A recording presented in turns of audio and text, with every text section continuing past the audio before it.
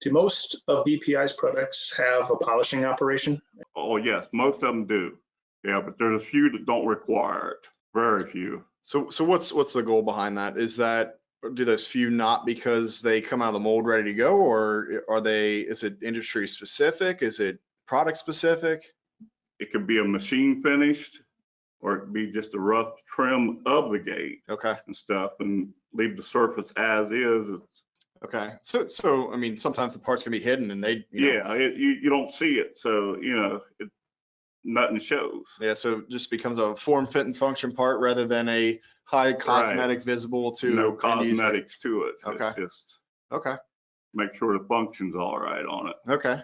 The goal is to give our customer the finish they want, make it look as good as possible for them. Okay.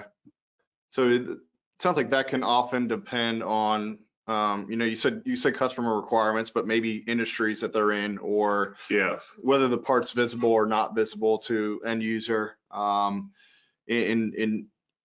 on that, if they're preparing it for some kind of coating or plating display. Yeah, if you leave any gouges, it'll show out. Yeah. It'll pop up in the powder. So really understanding the difference between the types of coating applications is probably important as well, too. Yes, it is very important. I mean, like chrome plating, no, you just can't leave it as is, or a lot of roughness on it or anything. Okay.